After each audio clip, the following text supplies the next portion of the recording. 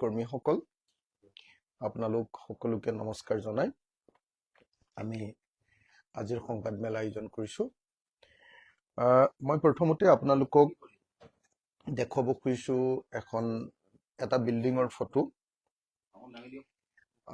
এই বিল্ডিংটো বনাব খুজিছে অসমৰ মুখ্যমন্ত্ৰীৰ বাসগৃহ চৰকাৰী বাসগৃহ দেই বাসগৃহ মানে হিমন্ত বিশ্ব শৰ্মাৰ ঘৰ নহয় চৰকাৰী বাসগৃহ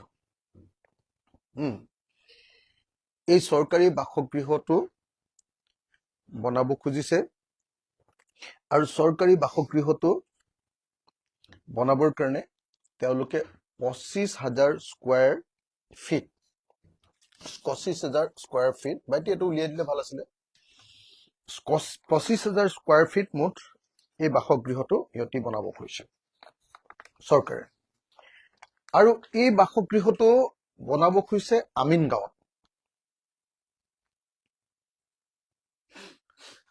গাঁৱত এই বাসগৃহটো বনাব খুজিছে মই আপোনালোকক জনাব খুজিছো যে 25,000 স্কয়াৰ ফিটৰ এটা নতুন বাসগৃহ আমিন গাঁও চৰকাৰী বাসগৃহ নতুনকে নিৰ্মাণ কৰিব খুজিছে আমিন গাঁও এতিয়া অসমৰ মুখ্যমন্ত্ৰীৰ তিনিটা বাসগৃহ আছে মুখ্যমন্ত্ৰী তৰুণ গগৈদেৱৰ দিনত কইনাধৰাত এটা বাসগৃহ আছিল মুখ্যমন্ত্ৰী সৰ্বানন্দ সোণোৱালে কইনাধৰাৰ বাসগৃহটো নাথাকি আমাৰ উজান বজাৰৰ কাষৰ ব্ৰহ্মপুত্ৰ নদীৰ পাৰত খাৰঘুলি বুলি কয় এটো জাহাজঘাটত এটা নতুন বাসগৃহ বনালে সেই বাসগৃহটো ব্ৰহ্মপুত্ৰ বুলি কয় এটো ব্ৰহ্মপুত্ৰ গেষ্ট হাউচ বুলি কয় ব্ৰহ্মপুত্ৰ গেষ্ট হাউচ নামৰ এটা নতুন বাসগৃহ বনালে তাৰ পাছত আকৌ অসমৰ মুখ্যমন্ত্ৰী হিমন্ত বিশ্ব শৰ্মা যেতিয়া হল তেতিয়া তেখেতে কইনাধৰাটো নাথাকিলে ব্ৰহ্মপুত্ৰ গেষ্ট হাউচতো নাথাকিলে এবাৰ তিনিজন মন্ত্ৰীৰ কোৱাৰ্টাৰ ভাঙি লৈ এটা ডাঙৰ কেম্পাছ কৰি দিছপুৰতে এটা বহুত টকা খৰচ কৰি মুখ্যমন্ত্ৰীৰ বাসগৃহ তৈয়াৰ কৰিলে এই তিনিটা বাসগৃহ তৈয়াৰ কৰাৰ পাছত অসমৰ মুখ্যমন্ত্ৰী হিমন্ত বিশ্ব শৰ্মাই এবাৰ নতুন এটা চৰকাৰী বাসগৃহ এবাৰ আমিন গাঁৱত তৈয়াৰ কৰিব খুজিলে এটো আমিন গাঁৱত আপোনালোকক যদি মই দেখুৱাই দিওঁ এটো চাওক লোকেশনটো হ'ল আমিন গাঁও গুৱাহাটী এটো তেওঁলোকে চৰকাৰৰ পিনৰ পৰা এটো পিডব্লিউডি টেণ্ডাৰ দিছে বিল্ডিং আমিন গাঁৱত আমাৰ মুখ্যমন্ত্ৰীৰ বাসগৃহ তৈয়াৰ কৰিব খুজিছে চৰকাৰী বাসগৃহ এতিয়া আপোনালোকে নিজে কওক যে অসমৰ মুখ্যমন্ত্ৰীৰ ইমানখিনি বাসগৃহ থকাৰ পাছত এটা বাসগৃহ আছে আপোনাৰ কইনাধৰাত এটা বাসগৃহ আছে আপোনাৰ কি কয় আমাৰ খাৰঘুলিত আৰু তাৰ পাছত তৃতীয়টো বাসগৃহ আছে দিছপুৰত তাৰ পাছত আৰু এটা বাসগৃহ নিৰ্মাণ কৰিব খোজা হৈছে এবাৰ নিৰ্মাণ কৰিব খুজিছে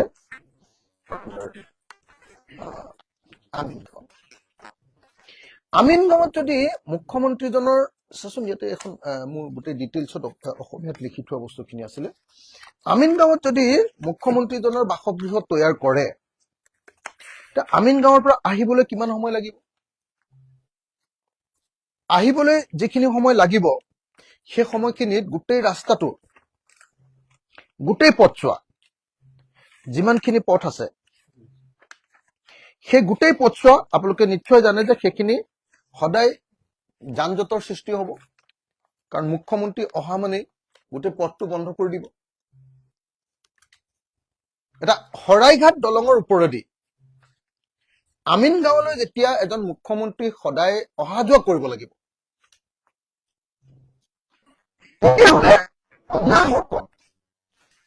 আমাৰ মানুহৰ অকল আমাৰ নিজৰ মানুহৰ নহয় ট্ৰাক গোটেইবিলাক সেইবিলাক যায় তাতে সেই আটাইবিলাকৰ কাৰণে এটা অত্যন্ত আপোনাৰ জটিল যান-জঁটৰ এটা হেৰি নহবনে বাৰু সেইকাৰণে মই প্ৰথম কথা ৰাইজৰ দলৰ সভাপতি হিচাপে আমিন গাঁৱত অসমৰ মুখ্যমন্ত্ৰীৰ বাসগৃহ তৈয়াৰ কৰাৰ কথাটো আমি বিৰোধিতা কৰিছো আমাৰ আমিন গাঁৱত অসমৰ মুখ্যমন্ত্ৰীৰ বাসগৃহ নালাগে আমাক সঁচা কথা আমিন গাঁৱত আমাৰ মুখ্যমন্ত্ৰীৰ বাসগৃহ নালাগে হয় এইটো আমিন গাঁৱত আমাৰ মুখ্যমন্ত্ৰীৰ বাসগৃহ নালাগে মুখ্যমন্ত্ৰীৰ বাসগৃহ যদি সঁচাকৈ লাগে কইনাদুৰা 5 ষ্টাৰ বাসগৃহ আছে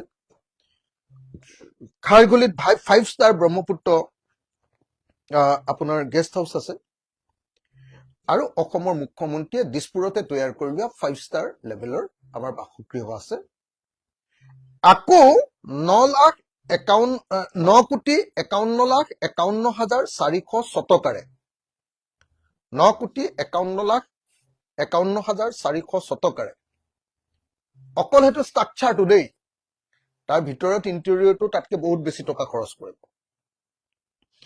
অকল ঘৰটোৰ পকা ঘৰটো বনাবৰ কাৰণে 9,51,51,400 টকা খৰচ কৰিব আৰু তাৰ ডিজাইনটো গোটেই বস্তুটো আমি দেখিছো যে অসমৰ মুখ্যমন্ত্ৰীৰ নতুন বাসগৃহ এইটো এনেকে তৈয়াৰ কৰিব খোজা হৈছে চৰকাৰী বাসগৃহ আছে এতিয়া 3টা 4 নম্বৰটো বাসগৃহ এবাৰ আমিন গাঁও এটা প্ৰশ্ন উঠে যে অসমৰ মুখ্যমন্ত্ৰীয়ে কেতিয়াবা দিছপুৰখন মানে আমাৰ ৰাজধানীখন কেতিয়াবা তেওঁ জাগিৰোডলৈ নিম বুলি কয় কেতিয়াবা তেওঁ আমিন গাঁৱলৈ নিম বুলি কয় আৰু আপোনালোকৰ নিশ্চয় মনত আছে যে মুখ্যমন্ত্ৰীয়ে ঘোষণাই কৰি থৈছে যে আমি দিছপুৰৰ পৰা ৰাজধানী স্থানান্তৰিত কৰিমেই কৰিম অসমৰ মুখ্যমন্ত্ৰী নিশ্চয় সেই কথা আপোনালোকে শুনিছে এতিয়া অসম চৰকাৰে 9,51,51,400 টকাৰে আমিন গাঁৱত যি বাসগৃহ তৈয়াৰ কৰিব কৈছে আমি ইয়াৰ তীব্ৰ বিৰোধিতা কৰিছো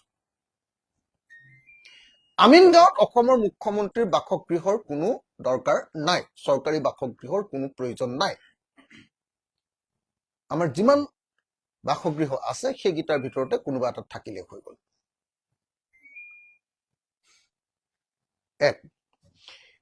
এতিয়া নিবিদাৰ তাৰিখ 16 জানুৱাৰী তাৰিখৰ দিনাই টেণ্ডাৰ উলিয়াই দিলে কাৰো লগত সোধা নাই কাৰো লগত ডিছকাশ্যন নাই অসমৰ মুখ্যমন্ত্ৰীৰ বাসগৃহ আঁতৰাই দিব সেইটোক লৈ তেওঁ নিজে অকলে সিদ্ধান্ত লৈ ল'লে নিবিদাৰ তাৰমানে টেণ্ডাৰ মৰাৰ শেষ তাৰিখ 7 ফেব্ৰুৱাৰী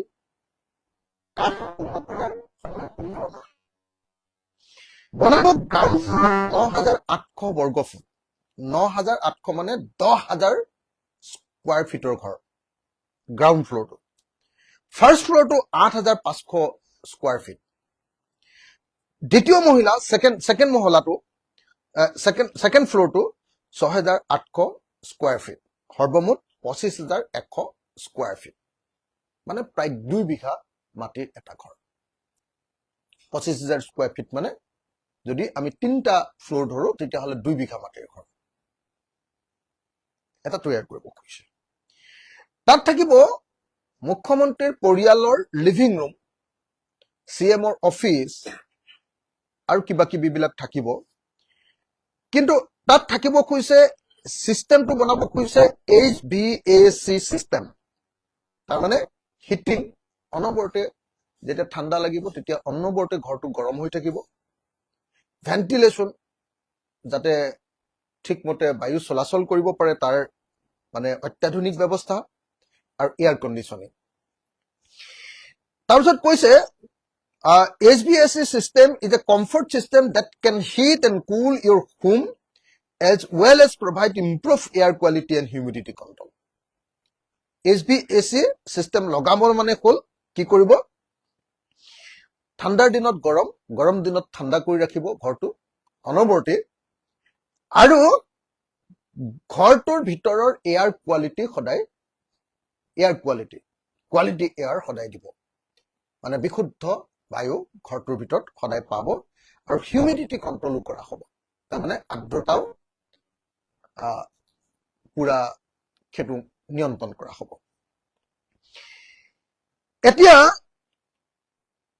এতিয়া মই আপোনালোকক জনাব খুজিছো যে অসমৰ মুখ্যমন্ত্ৰীৰ চৰকাৰী বাসগৃহ 3টা, মই আকৌ কলো, দিছপুৰৰ জনতা ভৱনত এটা, কন্যাধৰাত এটা, খাৰগলিত এটা, 3টা বাসগৃহ।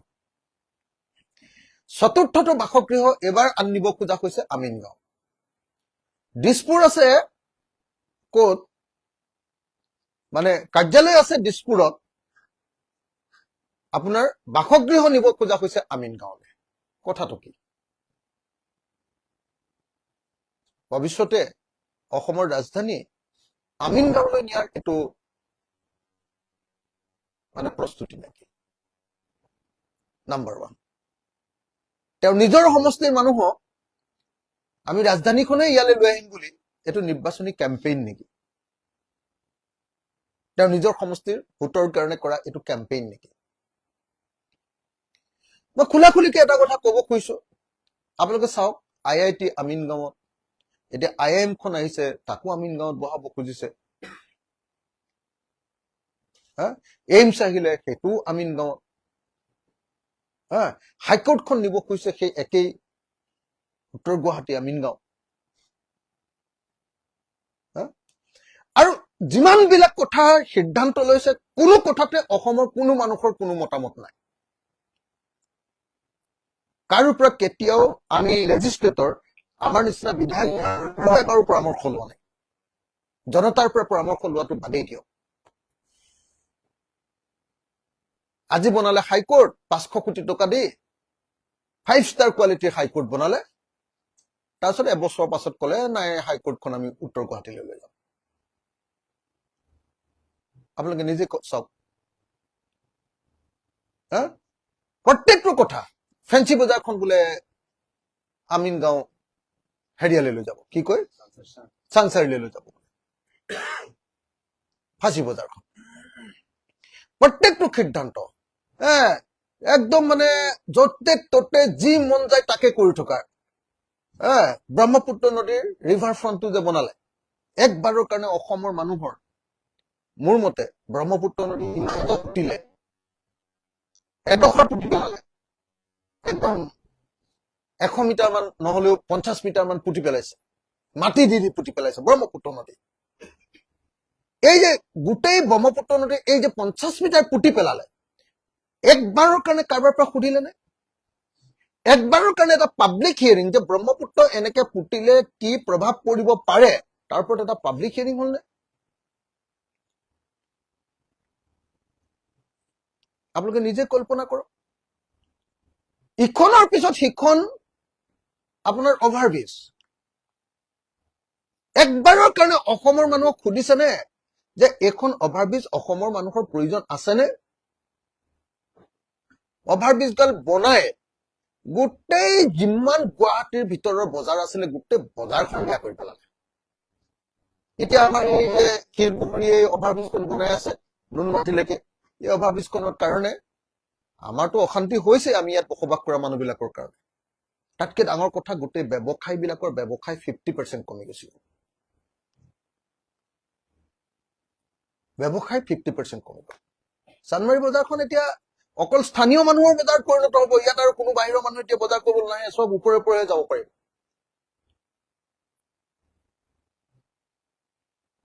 গতিকে এই গোটেই যিটো তুগলকি কাম কৰি আছে, তুগলকি আপোনালোকে নিশ্চয় জানে যে কেনেকে আপোনাৰ ৰাজধানী দিল্লীৰ পৰা অন্য ঠাইলৈ উঠাই নিব খুজিছিলে, বনাইছিলেগে, সেইটোক লৈ কি পৰিস্থিতি হৈছিল সকলোৱে জানে। সম্ৰাট নেহৰুৱে এনেকুৱা মানুহ মৰি থকা অৱস্থাত এই যে গান বাজনা বজাই আছিলে, মানে আজিৰ দিনটোত আপোনালোকে নিজে কল্পনা কৰক, যিখন ৰাজ্য ভাৰতবৰ্ষৰ ভিতৰত চতুৰ্থ আটাইতকৈ দুখীয়া ৰাজ্য, 11 ডিচেম্বৰৰ দিনা, যোৱা 11 ডিচেম্বৰৰ দিনা ভাৰতবৰ্ষৰ ৰিজাৰ্ভ বেংকৰ মানে ষ্টেট বিলাকৰ, ৰাজ্যবিলাকৰ ষ্টেটিষ্টিক্স ওলালে, পৰিসংখ্যা ওলালে, কাৰ কেনেকুৱা অৱস্থা। সেই পৰিসংখ্যাত কলে যে মাল্টি ডাইমেনশ্যনেল পভাৰ্টি ইণ্ডেক্সত, অৰ্থাৎ দৰিদ্ৰতাৰ ক্ষেত্ৰত আমি অসম ভাৰতবৰ্ষৰ ভিতৰত চতুৰ্থ দৰিদ্ৰ ৰাজ্য, চতুৰ্থ দৰিদ্ৰ ৰাজ্য। ৰিজাৰ্ভ বেংকে কলে চতুৰ্থ দৰিদ্ৰ ৰাজ্যখনত মুখ্যমন্ত্ৰীৰ কাৰণে 4টা বাসগৃহ ৰাজহুৱা টকাৰে, অফিচিয়েল ৰেচিডেন্স।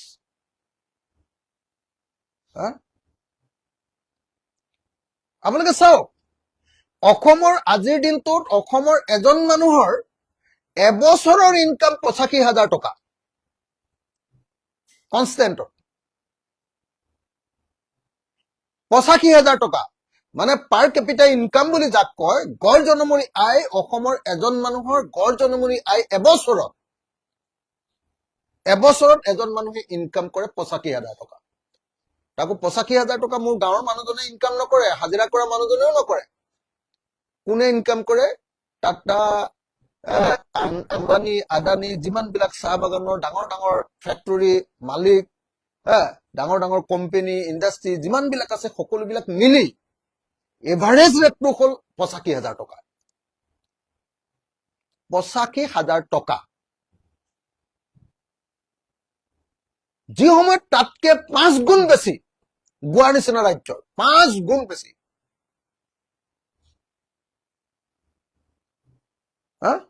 সেই সময়ত আমাৰ 85,000 টকা।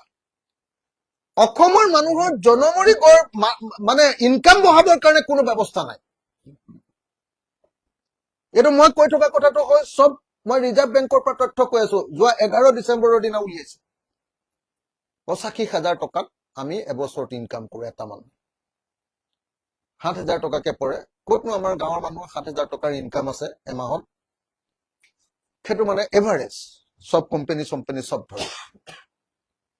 তাৰ পাছত আমাৰ মুখ্যমন্ত্ৰীৰ চৰকাৰী বাসগৃহ 4টা লাগে। এবাৰ কইনাধৰাত বনাব, এবাৰ খাৰগুলিত বনাব, এবাৰ দিছপুৰত বনাব, এবাৰ আকৌ একদম নিজৰ সমষ্টিত বনাই এবাৰ আমিন গাঁৱত বনাব।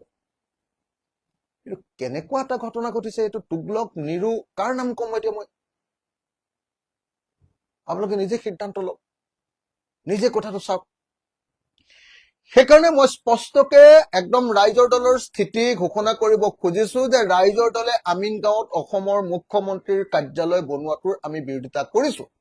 তাৰ কাৰণে যদি আমাক কোনোবাই বেয়াও পায়, পাব পাৰে।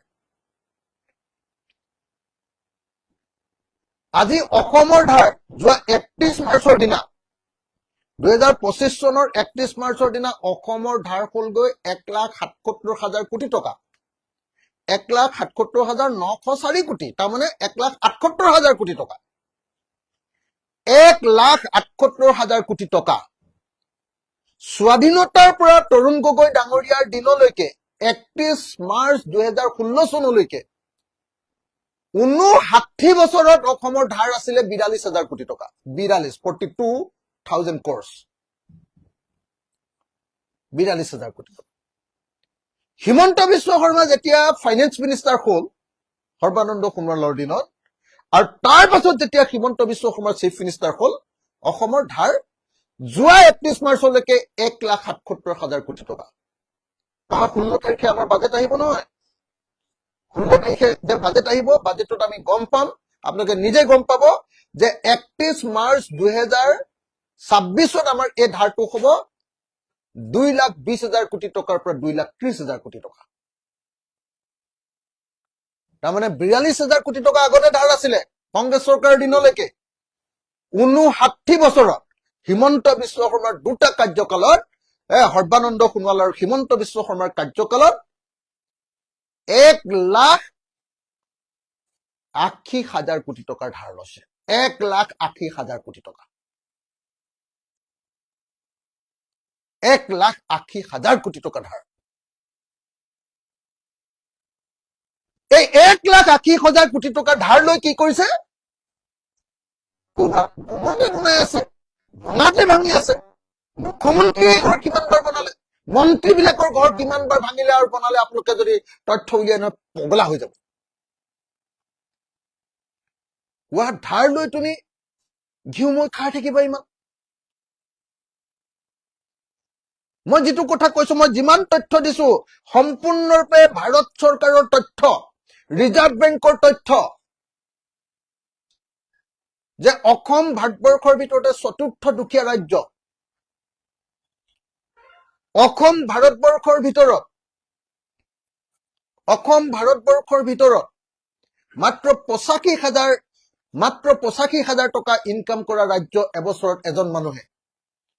আমি সেইফালৰ পৰা 36খন ৰাজ্য আৰু কেন্দ্ৰীয় শাসিত অঞ্চলৰ ভিতৰত আমি 29 নম্বৰত, তল ফালৰ পৰা আমি 7 নম্বৰ, তল ফালৰ পৰা 7 নম্বৰত আমি ইনকাম কৰাৰ ক্ষেত্ৰত, গড় জনমূৰীয়া আয়ৰ ক্ষেত্ৰত। আজি অসমৰ মানুহে মাত্ৰ 67 বছৰ জীয়াই থাকে। হিচাপ উলিয়াওক আপোনালোকে, অসমৰ মানুহৰ গড় আয়ুসত 67 বছৰ, 67। ভাৰতবৰ্ষৰ বেলেগ ৰাজ্যবিলাকৰ গড় আয়ুস কিমান ওপৰলৈ গুচি গ'ল আপোনালোকে নিজে চাওক। কেতিয়া সোনকালে মানুহ মৰে? যেতিয়া ভালকে খাবলৈ নাপায়, দৰিদ্ৰতা থাকে। আপোনালোকে নিজে হিচাপ উলিয়াওক এবাৰ। অসমৰ স্বাস্থ্য খণ্ডৰ অৱস্থা কেনেকুৱা? এইটোৰ কাৰণে আটাইতকৈ ডাঙৰ ইণ্ডেক্সটোৰ নাম হ'ল মেটাৰ্নেল মৰ্টেলিটি ৰেট আৰু ইনফেণ্ট মৰ্টেলিটি ৰেট। আপুনি চাওক, মেটাৰ্নেল মৰ্টেলিটি ৰেট মানে হ'ল আপোনাৰ সন্তান জন্ম দিওঁতে প্ৰসূতি মাতৃৰ মৃত্যুৰ হাৰ। যদি প্ৰসূতি মাতৃ বেছিকে মৰে, সেইখন ৰাজ্যৰ স্বাস্থ্য খণ্ডই আটাইতকৈ বেয়া বুলি ধৰা হয়। আৰু ভাৰতবৰ্ষৰ ভিতৰত আটাইতকৈ বেছি প্ৰসূতি মাতৃৰ মৃত্যু ঘটে অসমত, নম্বৰ 1। আৰু সন্তান জন্ম দিওঁতে বাচ্চা, শিশুৰ মৃত্যু, কণমানিটোৰ মৃত্যু ঘটাৰ ক্ষেত্ৰত আমি ভাৰতবৰ্ষৰ ভিতৰত 3 নম্বৰ।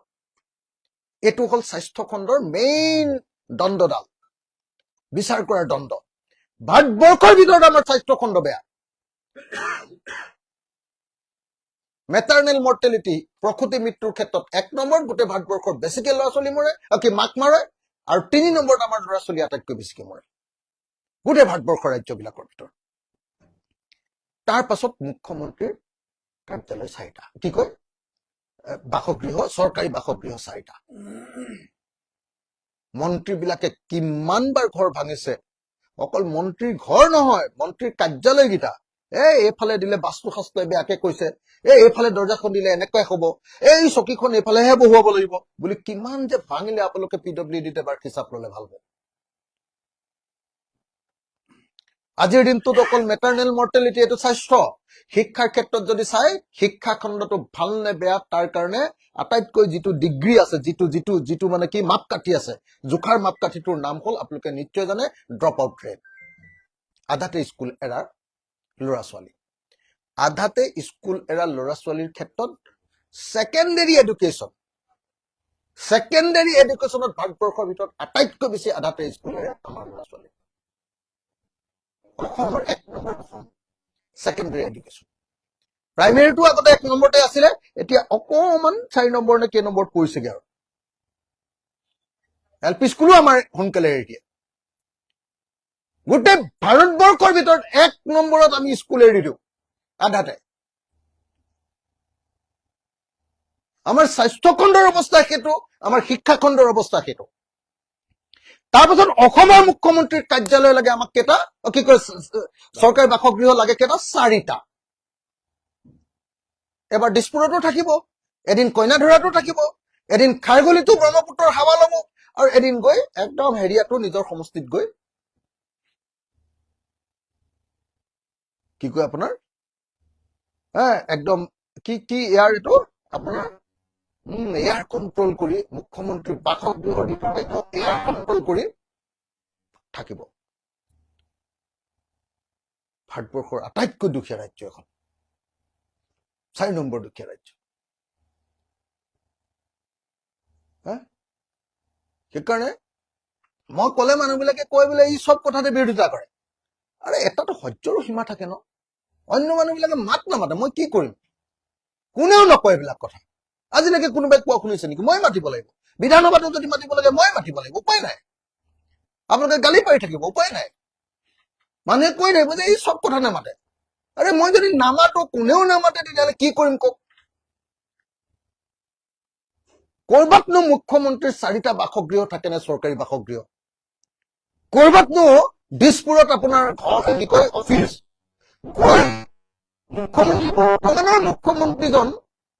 বৰ্তমানৰ মুখ্যমন্ত্ৰীজন সেই আমিন গাঁৱৰ মুখ্যমন্ত্ৰীৰ কাৰণে আমাৰ ভৱিষ্যতৰ মুখ্যমন্ত্ৰীজনৰ মানে আপোনাৰ বাসগৃহটো আমিন গাঁৱত হ'ব, এইটো হ'ব পাৰে নে? কিমান কিলোমিটাৰ হ'ব? 40 কিলোমিটাৰ দূৰত। কাৰ্যালয়ৰ পৰা 40 কিলোমিটাৰ দূৰত নোবা মুখ্যমন্ত্ৰীৰ বাসগৃহ বনাই নে? ইমান ধুনীয়া বাসগৃহ বনাই থৈছে। ইয়াত কি অসুবিধা হৈছে এইটো কওকচোন। কি অসুবিধা হৈছে কওকচোন দিছপুৰত থাকিবলৈ? কি অসুবিধা আছে কওকচোন কন্যাধৰাত থাকিবলৈ? কন্যাধৰা আপোনালোকে সোমাই চাওকচোন, 5 ষ্টাৰ। মই এবাৰেই গৈছো। অৱশ্যে মই অসমৰ দিছপুৰৰ মুখ্যমন্ত্ৰীৰ বাসগৃহটো দেখা নাই বাৰু, কিন্তু মই জানো যে এইটো 5 ষ্টাৰ। ফটো চটো দেখিছো, ভিডিঅ' দেখিছো, 5 ষ্টাৰ। এইটো দেখা নাই, ব্ৰহ্মপুত্ৰতো দেখা নাই, কাৰণ সৰ্বানন্দ সোণোৱালকো একদিনো লগ ধৰা নাই, হিমন্ত বিশ্ব শৰ্মাকো একদিনো লগ ধৰা নাই, গতিকে এইকেইটা দেখা নাই। কন্যাধৰালৈ এবাৰেই গৈছো, কন্যাধৰালৈ এবাৰেই গৈছো।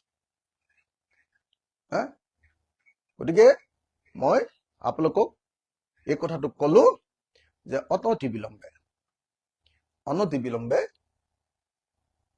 অসমৰ মুখ্যমন্ত্ৰী এই হঠকাৰী সম্ৰাট নিৰু আৰু কি কয় তুগলকৰ এই তুগলকি কামটো বন্ধ কৰিব লাগে। এইটো নহয়। আৰু চব বস্তু কিহৰ আমিন গাঁৱত অকল চব বস্তু দিবগে? এইটো কি কথা? এইমছো আমিন গাঁৱত, IIT আমিন গাঁৱত, IIM আমিন গাঁৱত। তোমাৰ সমষ্টি সৰ্বল পৃথিৱীৰ চব বস্তুবিলাক তাতে হ'ব। তেতিয়াহ'লে ভাই সঁচা সঁচিকে ক'বলৈ গ'লে যদি ইমান দূৰতে থাকিব লাগে, তেতিয়াহ'লে আমাৰ শিৱসাগৰত বনোৱা মুখ্যমন্ত্ৰীৰ বাসগৃহ, কাৰণ অসমৰ আটাইতকৈ ঐতিহাসিক জাগাটো শিৱসাগৰ, য'ত আগতে চব ৰজাবিলাক থাকিছিলে, তাত বনোৱা বাসগৃহ। তেতিয়াহ'লে আমাৰ শিৱসাগৰত বনোৱা বাসগৃহটো চিফ মিনিষ্টাৰৰ সদায় অহা যোৱা কৰিব তাৰ পৰা ইয়ালৈ।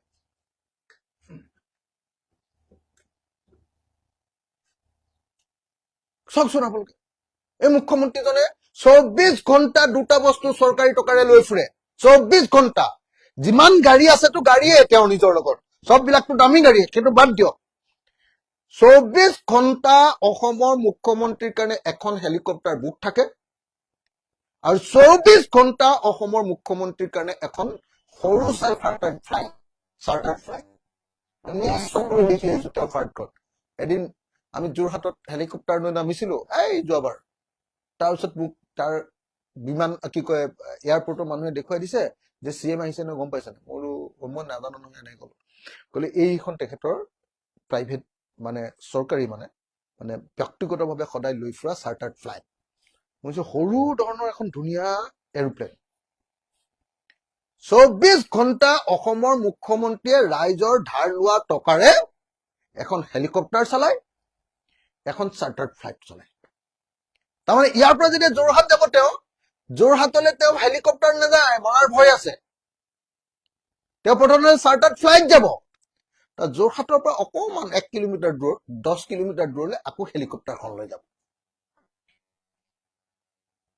আপোনালোকৰ নিশ্চয় মনত আছে, মুখ্যমন্ত্ৰী বিয়া খাবলৈ আমাৰ সোণাপুৰলৈ, ক্ষেত্ৰীলৈ, আমাৰ হেৰিয়াৰ বিয়া, কি নাম আছিলে বিধায়ক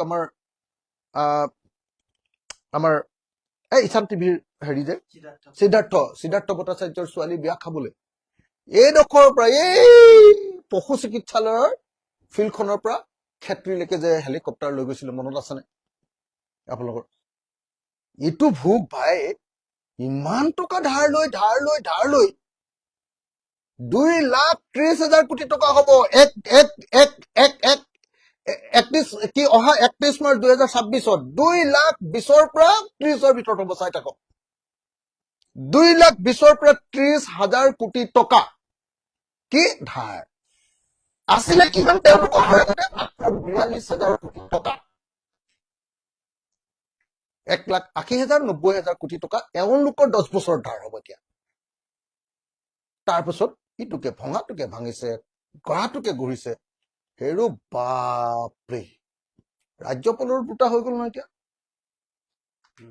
ৰাজ্যপালৰো দুটা এতিয়া ভেলি ভিউখনো ধুনীয়াকে বনালে আকৌ আগৰটোতো আছেই ৰাজমহল ভাল বেলেগৰ টকাৰে উপভোগ কৰা একদম অসমৰ টকা লুটি পুটি পুৰা উপভোগ কৰা হেলিকপ্টাৰ নেৰিবা কি কয় আপোনাৰ এখন চাৰ্টাৰ্ড ফ্লাইট নেৰিবা একদম বাসগৃহ 4টা বনাই লোৱা আৰু কিবা কিবি লাগে যদি সব লৈ লোৱা ভাই যিমান আছে আৰু লুটি দিয়া মুঠতে আৰু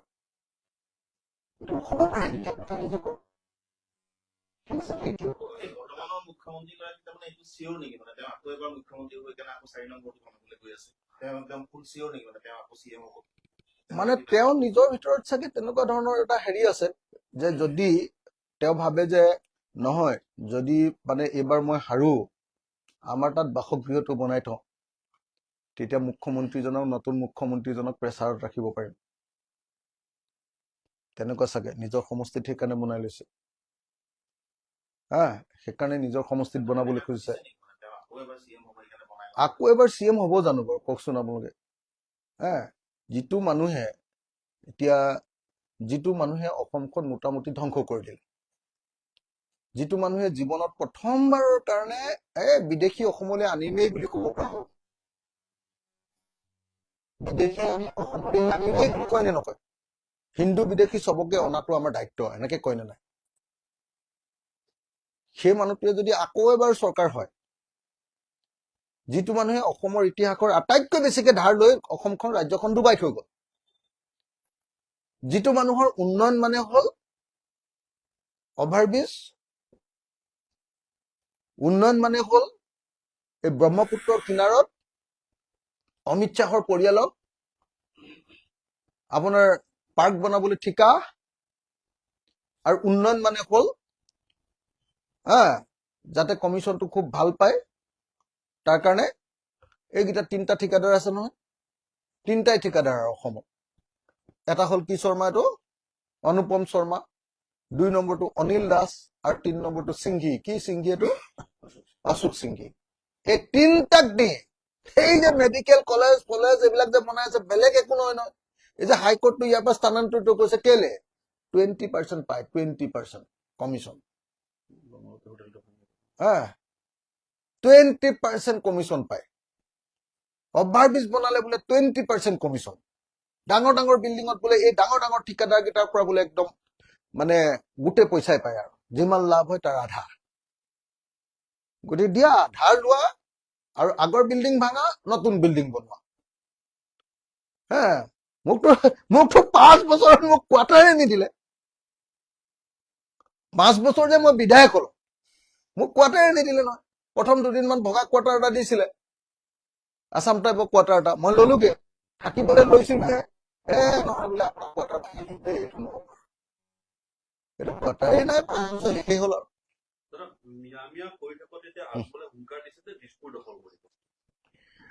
মানে মইতো একদম খোলা খুলিকে কওঁ দেই 2টা বস্তুক একদম অসমৰ পৰা একদম বৰ্জন কৰিব লাগে এটা হ'ল এই মিয়াৰ পাৰ্টিৰ চৰ্দাৰ আজমল আৰু আনটো হ'ল হিন্দু বাংলাদেশীৰ চৰ্দাৰ হিমন্ত বিশ্ব শৰ্মা এই 2টা মানুহক যদি এটা হ'ল হিন্দু সাম্প্ৰদায়িক দলৰ চৰ্দাৰ হিমন্ত বিশ্ব শৰ্মা আৰু এজন হ'ল মুছলমান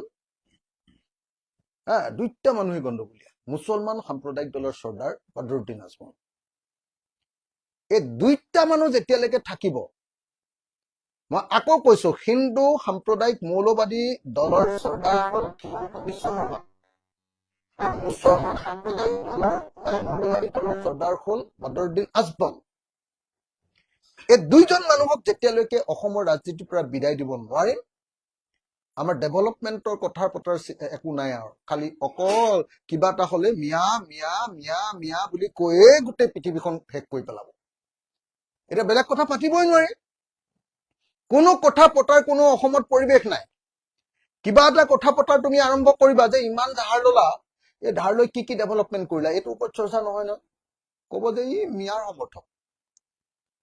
আলোচনাটো অকল মিয়াহে। সেই আইডিএফৰ মানুহকেইটাক কৈ দিয়ে এনেকুৱা ছাবজেক্টটো উলিয়াই দিয়া, আমি মিয়া মিয়াপুৰ আছিম তেতিয়া। এই আইডিএফৰ মানুহকেইটাই ফূৰ্তি পায়। বিধানসভাখন একদম মেনেজহে, আপোনালোকে জানে নিশ্চয়, মেনেজ।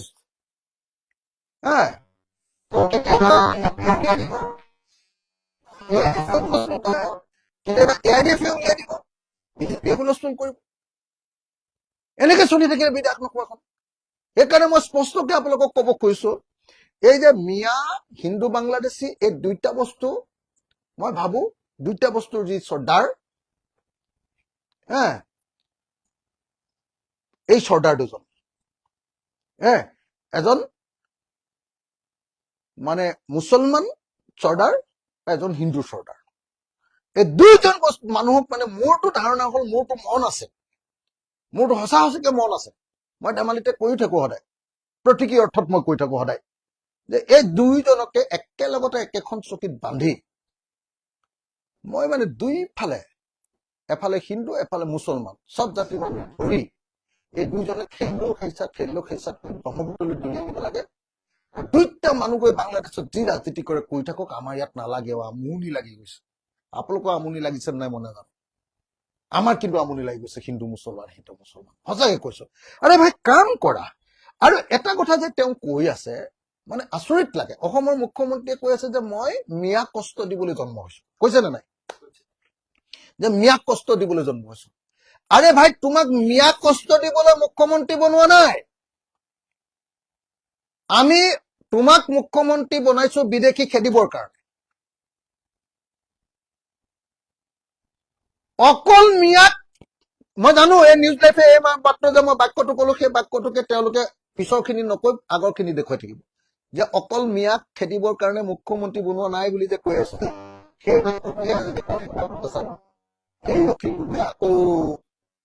আকৌ মানে পক্ষত কথা কলে বুলি চাবচোন। মই পিছৰ একেটা বাক্যতে একেটা বস্তু আছিলে, মোৰ কথা বাক্যটো আকৌ এবাৰ কৈ দিছো, নিউজ লাইফে যে কব সেইকাৰণে আমাৰ লাইভত দি থ দেই। এইবাৰ আজি নিউজটো দিলে মানে মই আকৌ সেইটো বজাই দিব লাগিব দেই। মই একদম লাইভত দি থৈছো নে ভাইটি? লাইভত দি থ, নহলে একদম নিউজ লাইফে এইটো কবগে এতিয়াকৈ, একদম প্ৰথম সেইকণকে কাটিব, অকল সেইকণ কাটিব গোটেই বাক্যবিলাকৰ পৰা, মানে বাক্যটো আধা সেইডোখৰ কাটি সেইডোখৰ দিবগে। সেইকাৰণে মই স্পষ্টকে আপোনালোকক কৈ থৈছো, একদম ক্লিয়াৰলি, একদম লোক ঢাক নোহোৱাকে। আমি অসমৰ মুখ্যমন্ত্ৰী হিচাপে বিজেপিক শাসনলৈ আনিছিলো বিদেশী খেদিবৰ কাৰণে। এতিয়া তেওঁ বিদেশী খেদিব নোৱাৰে। বিদেশী খেদিলে তেওঁৰ 10 বছৰীয়া কাৰ্যকালত, তেওঁলোকৰ বিজেপিৰ 10 বছৰীয়া কাৰ্যকালত 1676 মোক বিধানসভাত দিয়া তথ্য, 10 বছৰত খেদিলে 1676 জন বিদেশী। ইতিহাসৰ ভিতৰত আটাইতকৈ কম বিদেশী খেদিছে এই চৰকাৰখনে। কংগ্ৰেছৰ দিনতো ইয়াতকে বেছি বিদেশী খেদিছিলে। এওঁলোকে অকল 1676 জন খেদিলে, কিন্তু বিদেশীক খেদিব নোৱাৰি মিয়াক কষ্ট দিছো। হেৰো, যদি মিয়া কোনোবাটো বিদেশী আছে তাক কষ্ট দি ইয়াত নাৰাখিবি, আমাৰে টকাগাল গৈ থাকিব, হয়নে নহয়?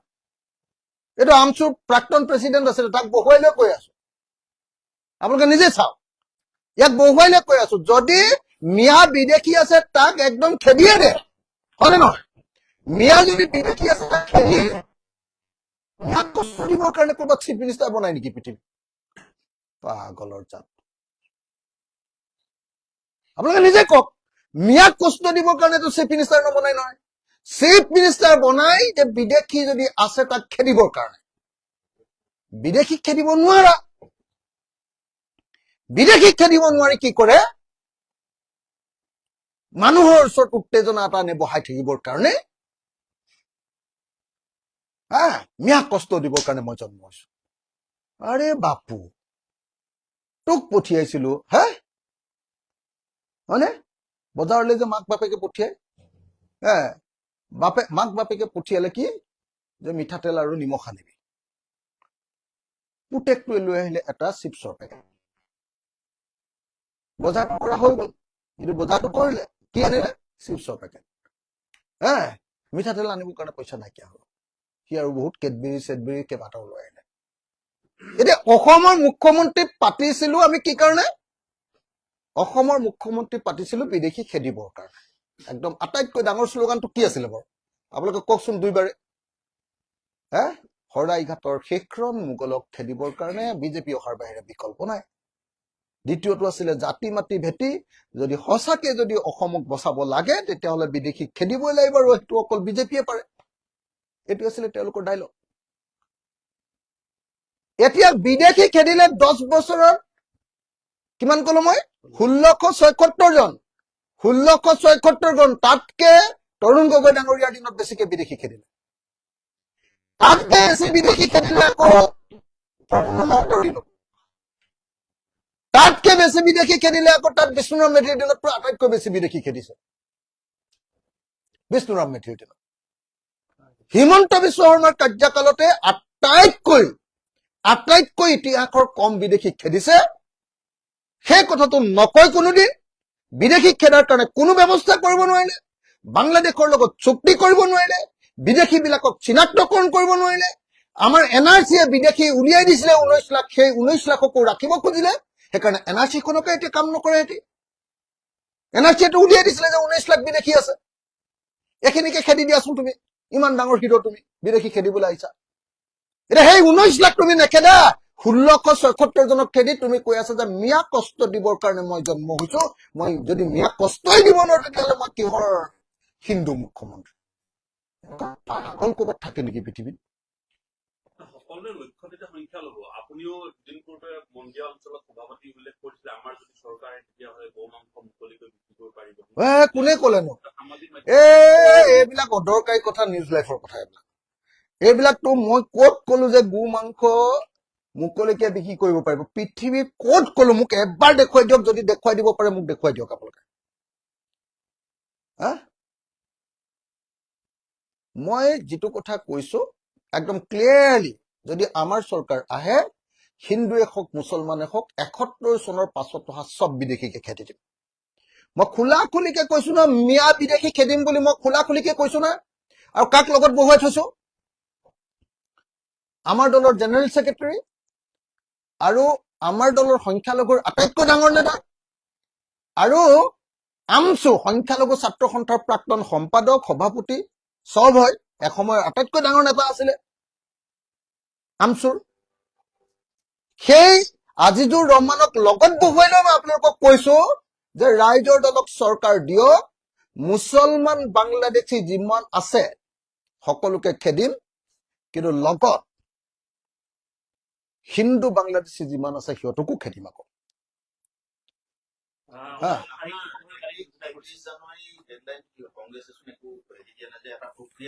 একচুৱেলি সেইটো বিষয়ৰ ওপৰত আজি আচলতে সংবাদ মেলে আছিলে আমাৰ পাৰ্টি অফিচত, কিন্তু আপোনালোকে ইয়ালৈ গুচি আহিলে কাৰণে এতিয়া তাত আমাৰ সতীৰ্থসকলে সংবাদ মেলখন দি আছে। সেইটো বিষয়ৰ ওপৰত দিছে চাগে এতিয়ালৈ।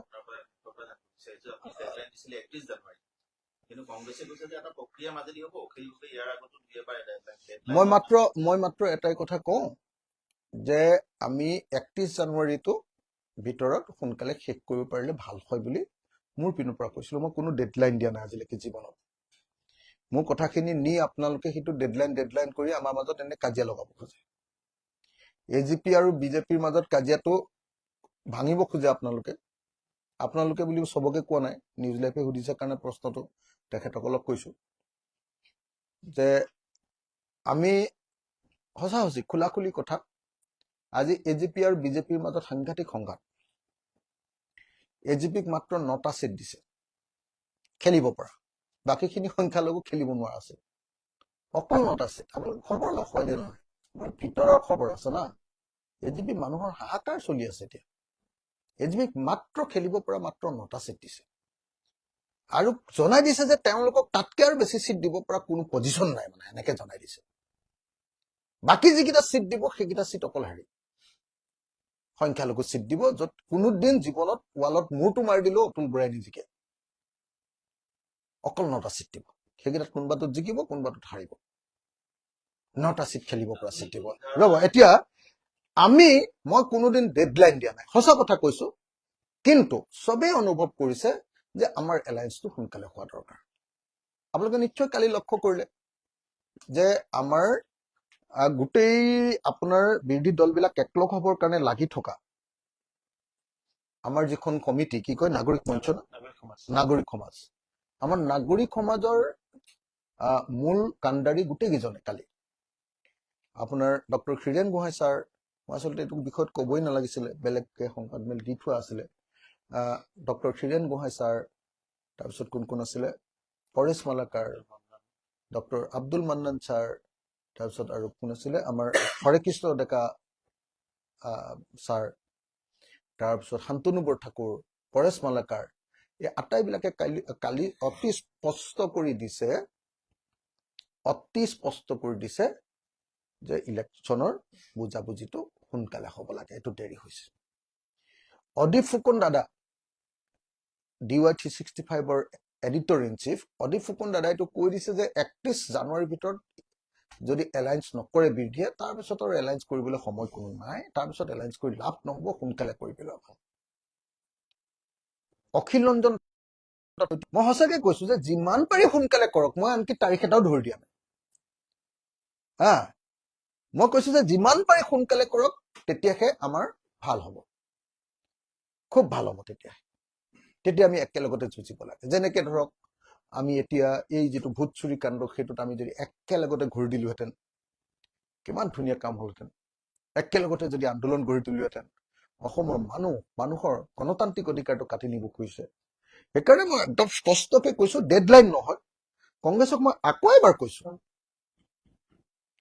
কৈছো মই সঁচাকে যে এইটো ডেডলাইন নহয় কিন্তু আপোনালোকে ডেডলাইন বুলি নকব মোৰ এইটো বিনম্ৰ অনুৰোধ মানে বন্ধুৰ প্ৰতি এটা বিনম্ৰ অনুৰোধ যে আমাৰ বিৰোধী পক্ষৰ যিটো এলায়েন্স হয়নে বুজাবুজি সেই বিৰোধী পক্ষৰ এলায়েন্সটো যিমান পাৰি সোনকালে এজ চুন এজ পচিবল বুলি মই শব্দটো কওঁ আকৌ সেইটোকো লৈ নিউজ লাইফে পকাই দিয়েগে গৈ সদায় এজ চুন এজ পচিবলে বুলি কৈ থাকে বুলি কয় আৰু মই সেইটো কোৱাৰ বাহিৰে কি আছে কংগ্ৰেছে সোনকালে কৰি দিয়াটো উচিত দেৰি কৰি আছে গতিকে এজ চুন এজ পচিবল শেষ কৰিব